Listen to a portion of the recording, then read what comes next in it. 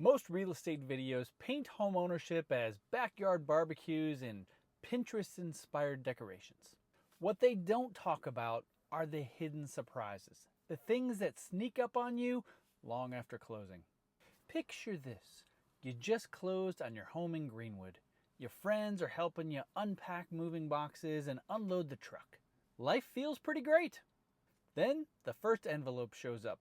It's your Johnson County or your Marion County or your Hamilton County tax bill. And it's way higher than you thought.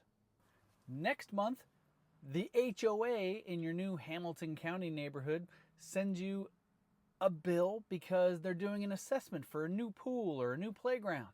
And just when you're trying to catch your breath, the July heat in Indiana hits hard and your air conditioner goes out, and now you need to come up with money to replace that. This is the part of homeownership no one really prepares you for. I want to be real with you here because most agents, well, they're going to avoid these type of conversations. But if you're buying a home in Indianapolis or anywhere in Indiana for that matter, you need to know what you're getting yourself into. So today I'm breaking down 3 hidden costs that most home buyers underestimate.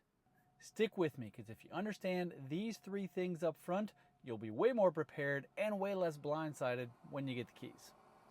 The first hidden cost is property taxes. Now, an unusual thing here in Indiana is we pay our property taxes in arrears, which means we pay them the year after you've actually accumulated them. Our property taxes get paid twice a year. First one in May, second one in November. Now, if you have a mortgage for your house, then your property tax dollars are already getting taken out when you pay your mortgage every month. It's held in an escrow account. Your mortgage consists of the principal and interest on the loan itself, but there's also money that's put in there for taxes and insurance. The taxes and insurance go into what's called an escrow account. That account is going to be basically a pool of money that accumulates over time. Then when your property tax bill is due to be paid in May and then again in November, the money just comes directly from that escrow account to go ahead and pay it. Now, if you have paid off your house and you don't have a mortgage payment to make, well, then you do have a property tax bill that you have to pay twice a year. Now, here in Indiana, our property taxes are reassessed every year. The purpose of that, well, there's probably multiple purposes, but number one, of course, the state wants to make sure they're getting the money that they're owed based on the value of the house.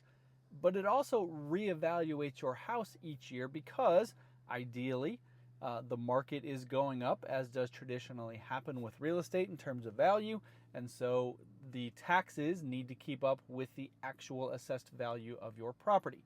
So your property taxes are going to get reassessed every single year here in the state. Now, how much you pay in taxes is determined by a few things. Number one is the homestead exemption. If it is your primary residence here in the state of Indiana, then you can apply for or you qualify for one homestead exemption. That means if you have multiple properties in the state, you have to declare which of those is your primary residence and you get a homestead exemption on only that one property. Where that benefits you on that particular property is homestead exemption caps your property taxes at 1% of the assessed value of your house. Each homeowner does qualify for deductions that bring the assessed value of your house down actually, and then the property tax is assessed to the value of the house after the deductions are taken out. Here's an example. The standard homestead deduction is 60% of your assessed value, or $48,000 is the cap. Whichever of those two numbers is lower is the one that counts for your residence. Here in Indiana, there's also something called a supplemental homestead. Now, in most years, that supplemental homestead is 35% of the assessed value after the standard deduction is taken off. For whatever reason, here in 2025, that is up to 37.5%, but that is only for this year. So let's take a $300,000 home in Indiana. First thing you're going to do is take the homestead exemption, which is going to be 60% or a maximum of $48,000. Now, If you do 60% of $300,000, that's going to come out to be larger than the $48,000. So we're going to take a lower number. So we're going to take the lower number of $48,000, and that's going to take us down to a total of $252,000 that is now taxable. But remember, there's the supplemental homestead. For this year, it is 37.5%. So when you calculate that out, it comes out to be $94,500. And when you subtract that out, it's going to leave us with a total amount of $157,500 that is taxable. Going back to the $300,000, if you don't have the homestead exemption in place, then your taxable amount based on the original assessed value is 2%, which would come out to be $6,000. Now, from this calculation, your taxable amount maxes out at 1% with the homestead exemption in place. So this person is paying only $3,000 in property taxes for that year. That's why the homestead exemption is so important, because it does essentially take your property taxes, whack it in half. So it benefits you to make sure that you have that homestead exemption in place, which you only have to do once, ideally within the first year that you buy the house, calendar year, so before December 31st hits. And then it just stays with that property until you eventually sell it to somebody else. Now, if you have more than one residence, you only qualify for one homestead exemption, so the cap on your exemption after that, or the cap on your property taxes, is 2% if it's any other property besides your main residence. What many homeowners in the state don't know is that their property value gets reassessed every year by the state. And it's based on sales in the area, and they do comps similar to what a realtor would do to find out what the proposed value of a home is when someone wants to try and sell it. You as a homeowner can actually challenge that. There is a process. There is a deadline each year that you have to get your protest or your challenge submitted by, but there is the possibility that you could be assessed at a lower value if you feel that your taxes have gone way up. You can look at that and talk to a realtor, talk to a lender. They can give you ways on how you can challenge that. Hidden cost number 2, HOA fees. Many, I will say most, I certainly won't say all, but I would say most new neighborhoods, when they are newly built, they come with an HOA. That's a homeowners association, in case you don't know what it is that I'm talking about.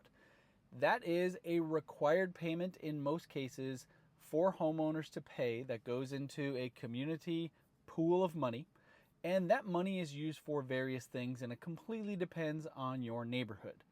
Most HOAs take care of the common ground within your neighborhood, so like the entrance, or if there's like a park, if there's a just an open field somewhere within your neighborhood that people can use as a to go play baseball, soccer, whatever. The HOA usually pays to take care of those grounds. They bring in a lawn maintenance crew that cuts the grass, pulls the weeds, sweeps up, that sort of thing. The HOA normally takes care of that. HOAs in a neighborhood also usually take care of utilities for the main parts of the neighborhood, such as streetlights, such as road repairs if necessary, though sometimes that's taken care of by the city in which you live, depends on where you live. If there is a park in your neighborhood, then the HOA may take care of making sure that that is clean and well taken care of. If you live in a neighborhood where there's a pool, perhaps your HOA fees are a little bit higher to take care of pool maintenance, to take care of the hiring of lifeguards, to make sure that the pool is open properly in the spring, closed properly in the fall, and so on.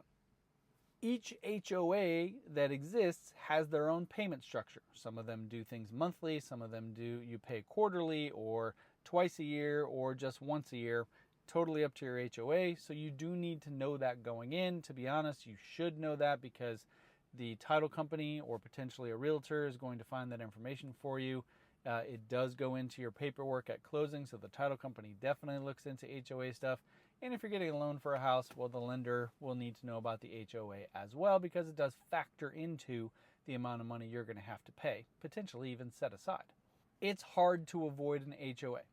According to Realtor.com, 70% of new construction neighborhoods had an HOA last year. Compare that to about only 38% of existing existing neighborhoods that have an HOA. I usually look at it as the older the neighborhood is, the more likely it doesn't have an HOA. If you're buying a house in an area where you're looking at several acres of land, probably not a neighborhood, probably not going to be an HOA there. But you want to make sure that you can afford that payment structure that the HOA requires, because that is on top of your monthly mortgage payment. So I unfortunately had a couple that was unable to buy a particular house because the HOA was actually billed monthly, and they weren't going to be able to afford that and their mortgage and live comfortably. So one potential issue with HOAs is the cost. Where you might be used to paying your regular cost for your HOA, if there's a reassessment or a reevaluation of your HOA because something needs to change, whether the cost of the bills like the electricity or the maintenance from the lawn company for the common grounds, if they raise their prices, well, that's going to cost everybody in your neighborhood more money. If something major needs to be done, like there's a pothole problem in your neighborhood and your HOA is responsible for your city street or your neighborhood streets, well, then the whole neighborhood has to pitch in to take care of that, and it's incumbent on the entire neighborhood to split that equally. So there is the possibility that your HOA fees go up, maybe not every year, hopefully, but every now and then might just pop up, oh, everyone's got to pay an extra $75 assessment because of the such and such fee. So that's one of the things it's hard to prepare for. The third hidden cost are maintenance and repairs. If you've just bought a house and previously you were renting somewhere, potentially living with your parents, maintenance and repairs were pretty much done for you. Now, that totally depends if you were living with your parents, what your parents could and could not do, what they would make you do, but that's another story. If you were renting somewhere, well, your landlord was responsible for taking care of leaky faucets or holes in the wall or things like that. Now you, as the homeowner, have to take care of all of that yourself, which can be doing it yourself. It can be hiring an outside contractor to come in and do some of those things for you. Either way, it's going to cost you money. Usually, DIY is less expensive because you're not paying for the labor cost of whatever it is that needs to be done, but you do have to buy the materials yourself. Sometimes contractors do get a discount that regular people don't get, but you got to do it all yourself. It could take longer to do. Maybe you're not a professional at it. Maybe you are. A contractor is going to come ideally with some sort of a receipt and a guarantee that they're going to do something correctly. And if they don't, well, then you call them back out there because that's what you paid for. If you're the one who did it, then you're the one who's got to fix it. And some of those things that need to be fixed or replaced, they can get super expensive. If you need a new roof, that can cost anywhere from $6,000 to $7,000 to $8,000. That's probably the low end. I've seen new roof prices go up close to or even over $20,000. Totally depends on the size of your roof, how much needs to be replaced, whether or not it's just the shingles or whether it's the decking underneath, what type of materials you're choosing to do, and then of course what company you're choosing to do that with. All of those things factor into something that can be super expensive. If you have to replace your HVAC or your AC, thousands of dollars. If you have to paint something, well, paint in and of itself can be inexpensive, and painters, depending on how much needs to be painted, can be inexpensive, but still it's going to be several hundred to maybe even over $1,000 or a couple $1,000, depending on how much area you need to be painted. What I'm saying is all of that maintenance and repairs on your house is on you to take care of yourself. So yeah, home ownership in Indiana comes with a few hidden costs. Property taxes that can creep up, HOAs that aren't just about pretty entrances, and repairs that never seem to happen at a convenient time. But here's the thing, knowing these up front, that's the hidden power. It means you can budget smarter, avoid surprises, and actually enjoy the home that you worked so hard to get. If this was helpful, hit that subscribe button because I put out videos like this every week to help you buy smarter and live a better life here in Indianapolis. I can't stop your roof from leaking. I can't stop your HOA from sending you love letters, but I can help you from being blindsided by the fine print of home ownership. Thanks for watching.